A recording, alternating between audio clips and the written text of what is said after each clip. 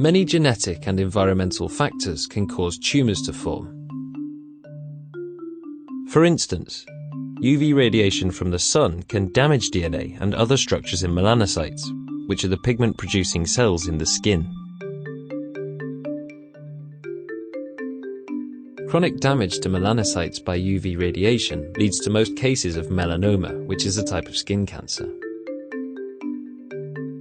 As melanomas grow, they can eventually spread to other sites in the body, such as the lungs and liver. The cells of the immune system are continuously monitoring our tissues. Natural killer cells, or NK cells, sense stress-associated molecules on damaged and cancerous cells. Dendritic cells, or DCs, activate cytotoxic T cells, which can then sense tumor-associated antigens using their T cell receptor and other co-receptors.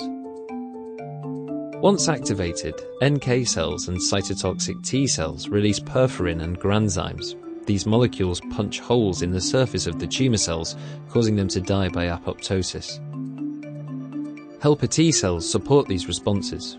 They help DCs to activate cytotoxic T cells, and they produce cytokines such as interferon gamma that recruit and activate more NK cells. As the tumor evolves, genetic changes occur that can give some tumor cells a survival advantage. This means tumors are often heterogeneous. For instance, tumor cells may no longer express the molecules that are sensed by the killer immune cells. As the immune system continues to kill the tumor cells it can recognize, the cells it can't sense become more prevalent. This is immunoediting. It leads to the emergence of a tumor that can't be detected by the immune system.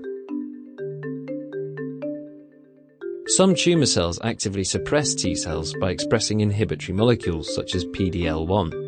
PD-L1 binds to the PD-1 receptor on T cells and deactivates them. This is an immune checkpoint. In addition, tumor cells can attract immune cells that suppress the activity of other immune cells, thereby supporting tumor growth.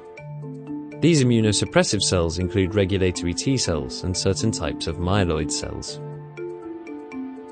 Therefore, the tumor microenvironment is like the scene of a battle between two opposing immune responses. One side of the immune system is attacking the tumor, while the other side is helping it to grow. Scientists are developing immunotherapies to help strengthen the immune attack.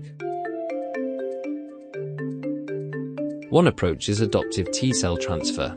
Cytotoxic T cells taken from patients with melanoma are selected for their ability to attack tumor cells. The best killers are infused back into the patient. Treating patients with cytokines, such as interleukin-2 and interferon alpha, can also boost the activity of anti-tumor immune cells.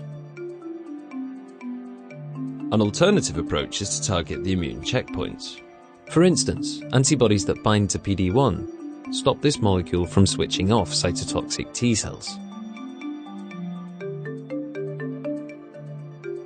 Another immune checkpoint being targeted is CTLA-4. Blocking this molecule helps DCs to drive anti-tumor T cell responses. Not all patients will respond to these immunotherapies, and some responses will be delayed. Combining immunotherapies with chemotherapy or radiotherapy can lead to a better response in some patients. Immunotherapies can themselves be combined. For example, PD-1 and CTLA-4 blockade can improve responses when administered in combination.